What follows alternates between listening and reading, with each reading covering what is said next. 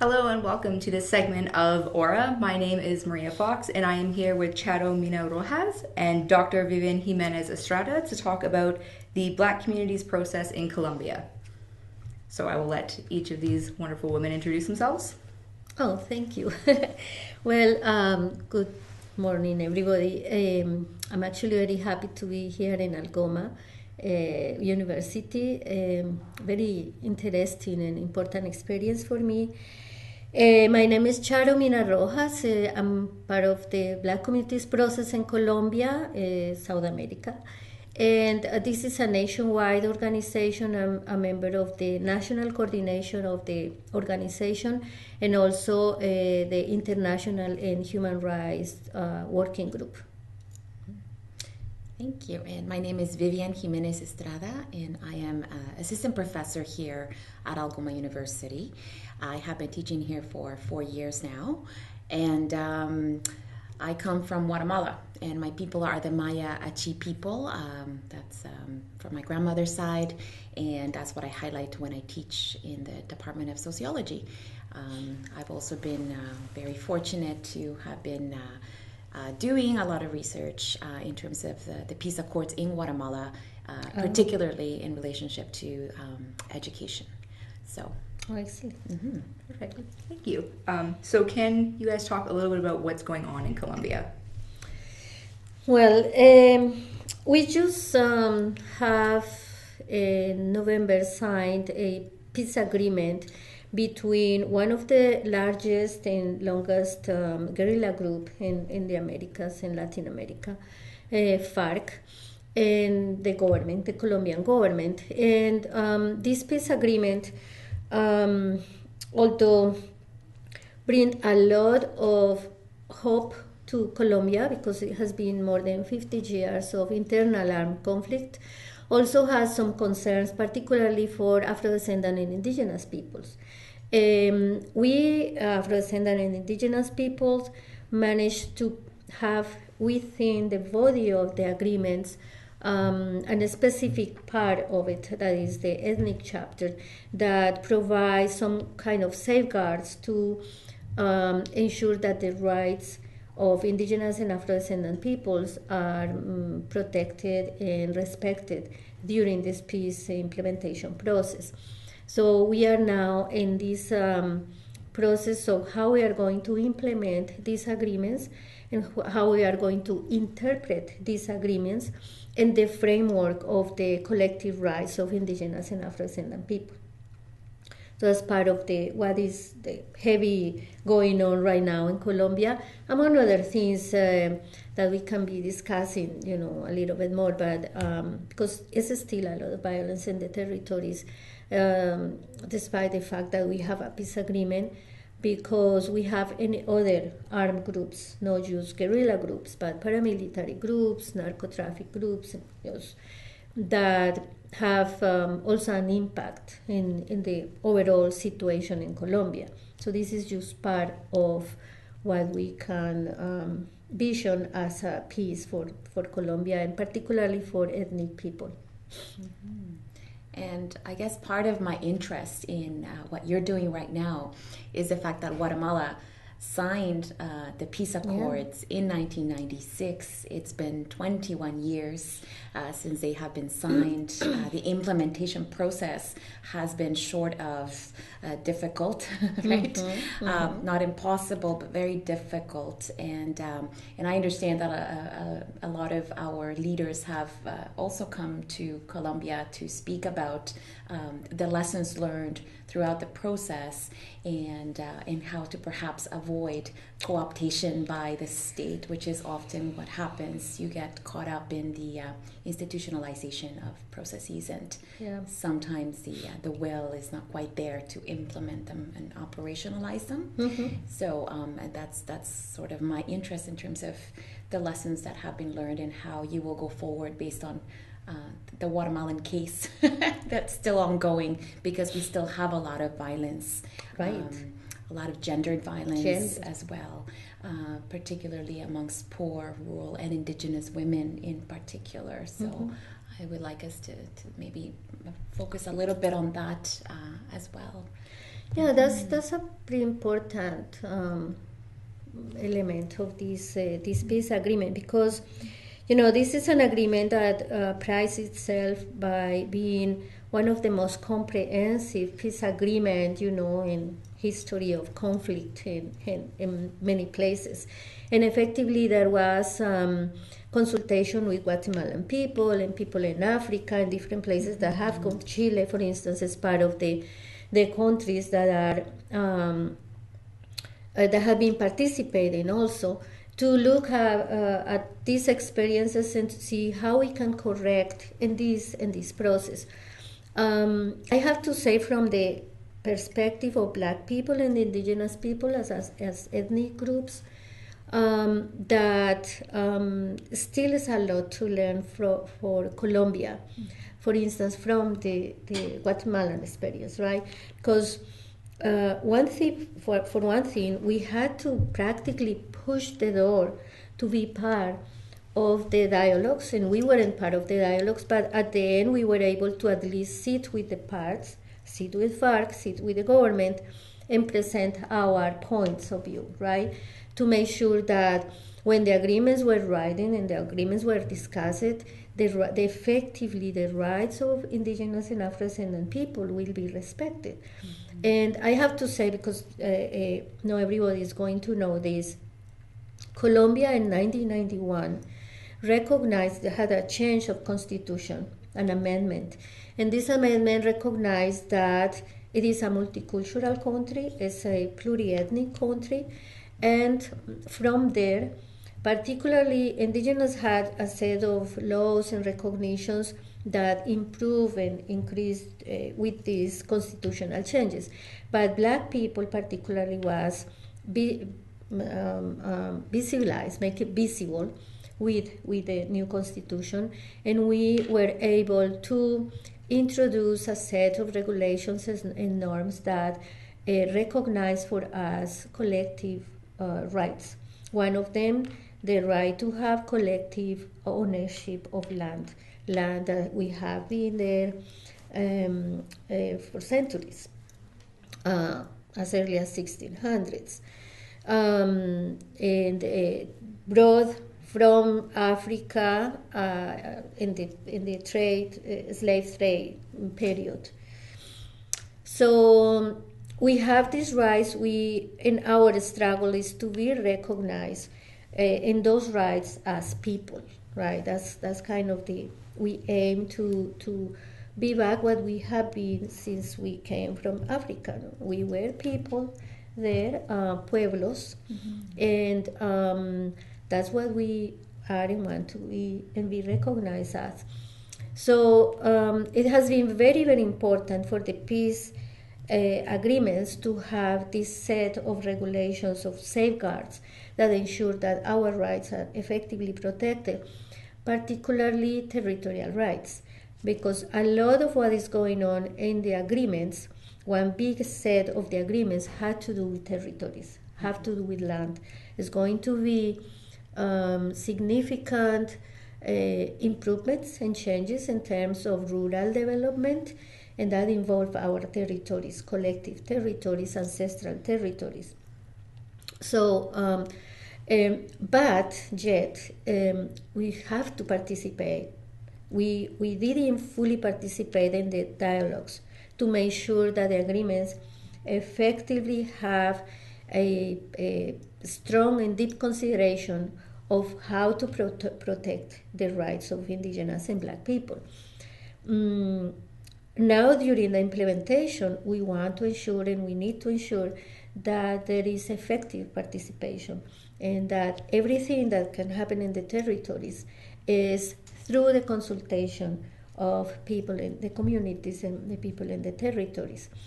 And as it's a challenge, because we have a country that don't fully recognize the presence of Black people as people, right? And it's a lot of racism, it's a lot of discrimination that happened also in Guatemala, and it was a main, core problem. It's a lot of that still, so we have to struggle and we have to be very aware of how to make sure that we effectively have participation during the implementation, which is going to be a great challenge. Perfect. Thank you. So one of the things that you were talking about with the conflict and what we had mentioned earlier was the gender nature of it. So considering that we just passed International Women's Day, I was wondering if you could speak a little bit about how the conflict has impacted women in particular. That's a great question. For several reasons. One reason is that internal armed conflict has impacted disproportionately women, right? And particularly indigenous and black women. Colombia is a country of 44 million people. 26% of that people is black. We are the third largest population in the Americas, black people. Half of that are women. And Colombia has over 6 million internally displaced people by the over 50 years of conflict. And third of that displaced population is Afro-descent people. And most of them are women and children, households, house heads, so how do you say that? Women that is in charge of the family because their men, husbands, partners, brothers, sons have been killed and then become the head of the family. So it has been a huge impact on women in many different levels. Displacement is one, but the greatest impact is the dispossession of culture. It's a cultural impact because once woman is displaced, all the elements that she is in a community, all the elements that she brings culturally through the oral tradition, through the cultural practices, is disrupted. And although they move to other settlements and start generating again, recreating again community, all these practices, all the environment, the elements that they have to reproduce these cultural practices and ancestral knowledge and all these things is not the same. It is totally disrupted, and that has a severe impact in the woman, on her integrity, physical integrity, and her cultural integrity as black woman, also in her personal and emotional integrity as woman, because they start facing discrimination, not only as a woman, but also because it's black, and on top of that, because it's displaced, and because it's displaced, it's poor. So it's a very complex impact. That's one level. The other level is obviously violence, and also in different fashions, in different ways. We talk about economic violence, particularly because for us, the internal armed conflict is not just the confrontation between guerrilla groups and government. Is the roots, the reasons why is confrontation between guerrilla groups and government. But it's also why is war settling in the territories, in black territories and indigenous territories. And it is because we are located in areas that are very rich environmentally, genetically, natural genetical resources, water, animals, it's a very rich region, areas where black people is located, and there are enormous economic interests on these territories. So war doesn't come to the territories just because. It comes linked to a serious economic interest, serious economic neoliberal policies, and an interest to remove people that is becoming an issue, problematic for this political interest, economic interest. So we link that to the violence against women. It has been really brutal violence. We are talking about no simple rape, for instance, but rape that is linked to dismembering, rape that is linked to cutting the woman, wounding their body beyond those actions, disappearances, forced prostitution, harassment, sexual harassment, to the point that women in many places had been forced to become invisible, like the negation of themselves in terms of who they are as women. No makeup, no nice wearing anything, to don't be visible and don't become sexually harassed and interested by these armed groups. And I'm not talking just about guerrilla. I'm talking about paramilitary groups, which has been one of the main sources of violence against women in the country. Yeah. So it's a very disproportionate impact. And next to that is not proportional the level of participation that women, and particularly Black Indigenous women, have in the discussions about peace, right? And one of the challenges that we have now is effectively how we are going to make sure that this implementation of peace agreements and this process walking through what is called peace today, that has a long discussion also, effectively ensure that women has a voice and presence, physical voice that is not translated by anybody, that is not represented by anybody but herself. Mm-hmm.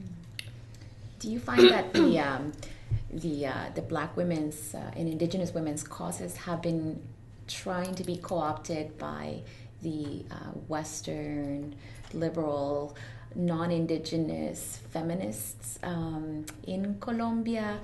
And because in Guatemala it has happened, yes, whereby the racialized, ethnic, cultural dimensions and colonization is actually rendered invisible, right? So the structural and systemic roots of violence are actually just they're sort of glossed over in lieu of gender analysis that links everybody because we're all women, right? Which again, to me, is another form of violence that continues exactly. to occur. And I don't find in my own research that there are a lot of Latin American feminists, besides Silvia Federici, who are allies and try to really talk about colonialism as one of the root causes of this systemic violence.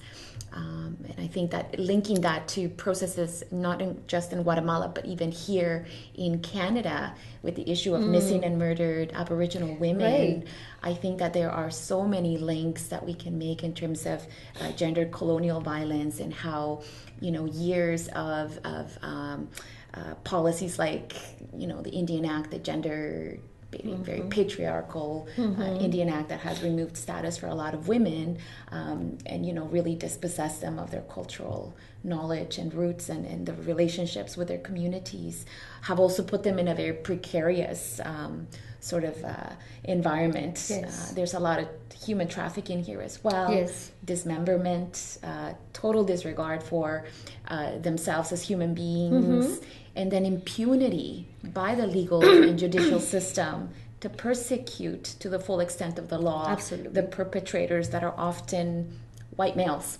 Right. No, absolutely. Just taking this last part that you say, I think that one of the greatest crime against women in Colombia has been the absolute silence, especially about Indigenous and Black women, has been the absolute silence about that kind of violence, right? We had to mobilize and we had to, expose ourselves, bringing these cases before the Inter-American Commission and bringing out of Colombia the situation to call some attention to things like this, dismemberance, savage actions against women, because there was total silence. It was the general discussion about the conflict and how it's impacting communities, but general, very abstract in some cases. Even reports about violence against women lack to mention specifically how is that this impact indigenous and Afro-descendant women. And this kind of silence is as criminal, and is as a conflictive as the action, the violent direct action itself. Now, it has been co-opted by these Western white feminists. For instance, the agreements, and this is, we prize ourselves for being able to put a piece that speak by itself in terms of the ethnic perspective that the agreement is supposed to have. But from the gender perspective that the agreement is supposed to have, you see that there was a specific subcommission that discussed gender, but you don't see besides words, right? You don't see a clear and concrete presence of Black and Indigenous women there, right? Besides the words, right? If you say it's going to have ethnic perspective and gender perspective, but how that translates is not visible. In fact, if you go and Google the Colombian peace agreements, you will see the set of the agreements and the ethnic chapter, because we managed to put it there. As I say, we pushed the door at the last minute, the last hour to make it there. But you don't see anything specific on women, right? It's all crossovers, yes, it's the wars everywhere. The right-wing forces in Colombia try to even remove those words from there, right? Rights of women and things like that. They were like, for them was outrageous. So words are there, but it's nothing specific, visible, concrete that can tell that and we as Black and Indigenous are not concretely present in those words, right? In those components of the peace agreements, and it has been a challenge for us to make sure that it's our voice. We don't want to be translated. We don't want to be represented. We don't want to be, because we are not just all women, right? No, we are women, right? With the plural, different, diverse, and we have very particular ways to suffer war, to suffer this violence. We have very particular ways to be impacted by this conflict. And we have very particular and specific ways we want to see how peace is building. We have very particular ways to participate on that. And we demand that specific voice and presence, as I said before. And it's a struggle with the white feminists, because always the discussion is like, but why? Why need to be different? We are all women. No, we are not all women, as we are not all human beings, right? We are diverse, and there is women and there is men. So why we need to be talking about women and men if we are all the same, right?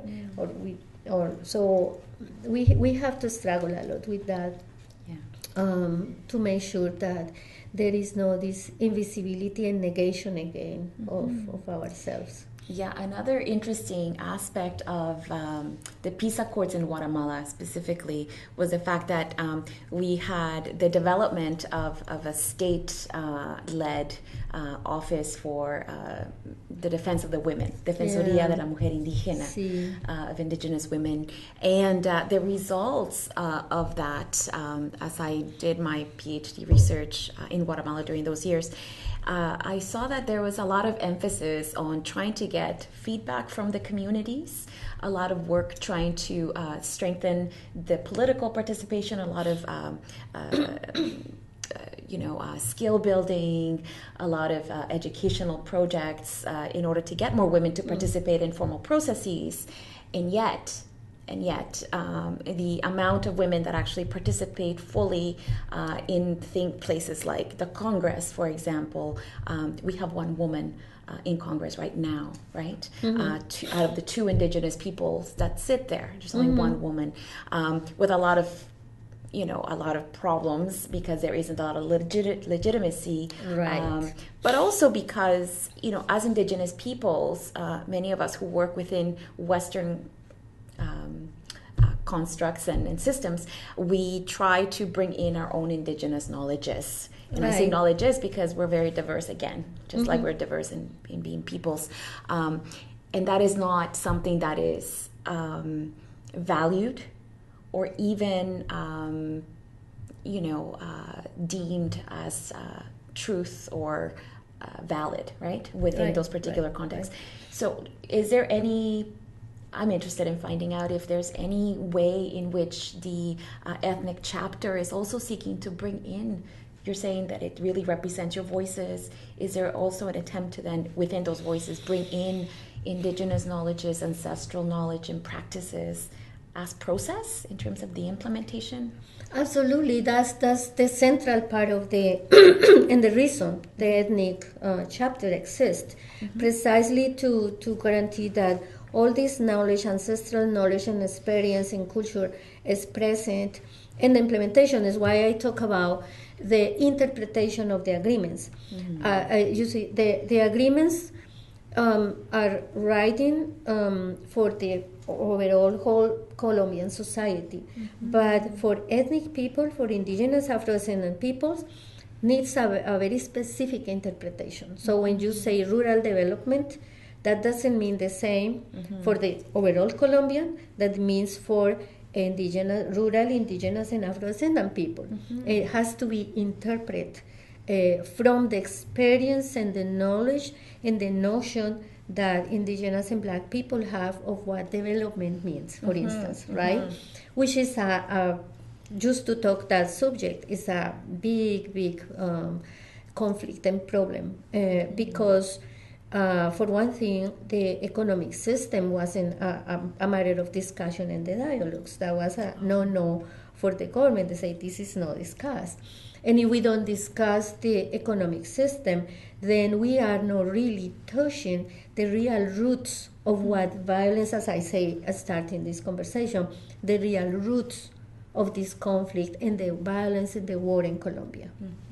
So when the implementation comes, specifically to our territories, this kind of conversations need to happen, and we have to discuss what really development means for communities. We don't talk about development; we talk about good living or buen vivir, or it's a notion that considers that land is no land; it's territory that is also a victim because it's an alive subject, and that has been also victim of violence because there has been environmental violence, there has been environmental destruction to the territories. You have put blood on those territories, you have put, it has been a tremendous impact. You have displaced souls from those territories that made it possible, that made it the integral connection with everything that was in there, right? So it's a disruption of those territories. So those are differences to see and look, what rural development means, for instance. So we expect to have all those elements as part of this implementation process, and perhaps bring some different notions in Colombia about what a different Colombia can be in terms of peace. Now comes something very specific and critical, which is how we do this. PCN, for instance, traditionally built up from bottom up. So we are, to do this, we are going to need processes. That means time, that provide meetings with communities, small communities, bigger communities. If this is a river community, we are going to have to put meetings by communities and then bring all together, and then different rivers together or different regions together to start building up an overall view of what is that we want to build from this process of building peace. And that takes time, that takes resources, that takes respect for our own ways to do that the government is not ready to take over. They want to do this quick, Yes. right? So they are, in fact, discussing via fast track a series of norms and rules and regulations that will have greater impact in our rights because it's fast, and we don't have even time to look at them and say yes or no or anything, which is a violation, by the way, of right of prior consultation and consent. So we have all those challenges. But I will say the main challenge for peace in Colombia, and this is from our perspective, is going to be the recognition of the other, the alterity, the alteridad, no?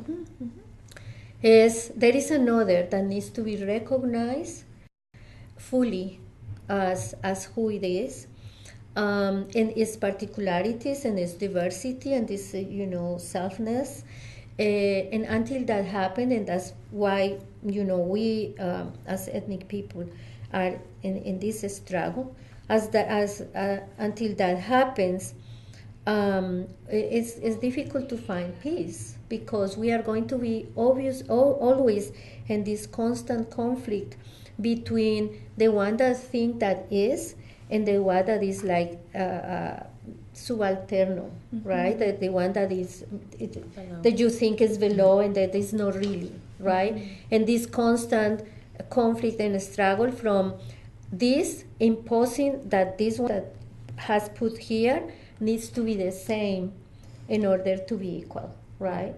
So until we resolve that, it really implies a personal even work. It's hard to find peace.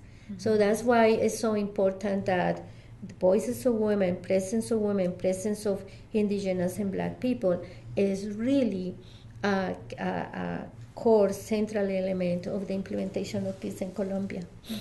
And I think it's really interesting that linking that to education, because we are in this educational institution, to find the links in terms of how we as educators can actually foster that particular understanding and critical thinking in our students, so that we may start to de-link from capitalist accumulation and those systems that are really all about exploitation and making profit at the expense of those who are close to the land.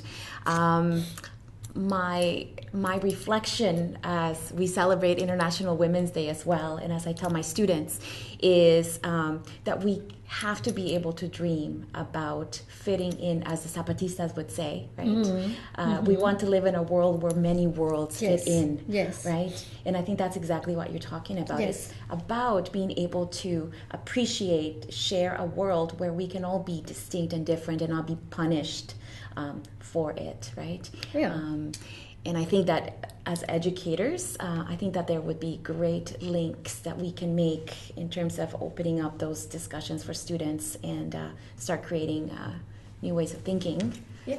So my final question for both of you is right on that topic. My question is, with where we are located at the moment, and with the fact that we do have Sheila Gruner from the Community Economic and Social Development Program, who has worked on issues with you and will continue to do so.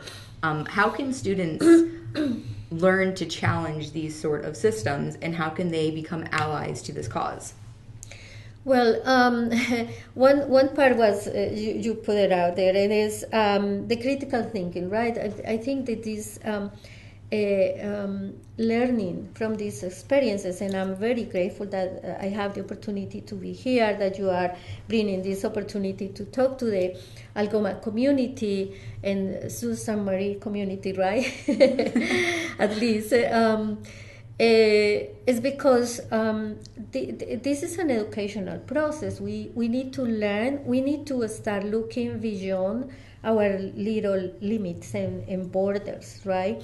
It's part of understanding that we are with the others in the world, right? It's like I am because others are.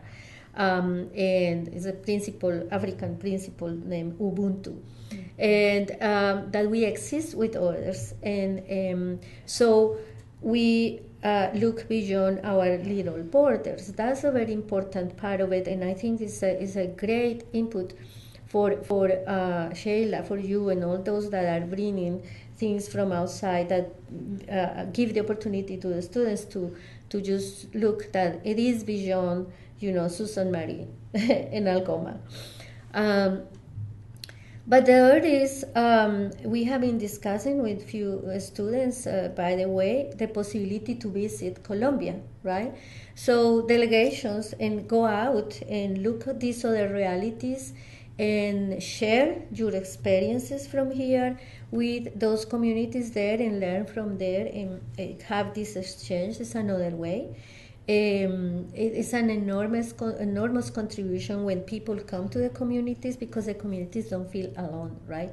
You're in a very isolated community in a river somewhere, and then suddenly someone comes from Canada, from a place, that you haven't heard before, and see like, wow, they know about me, and they are now interested in me, and what is happening here, what we are doing here, what we are, is going to go to some other place. And so that is very important. It has enormous value for us when someone come and visit and learn and go out and share that. But it's a value also for us to learn from others and understand, their realities also, and learn that our limits are beyond those rivers and the peace agreements and all the violence and the resistance that we have been supporting, that is other people with the same issues and the same things. So those are things and contributions that you can have. These kind of things are great and really, really important.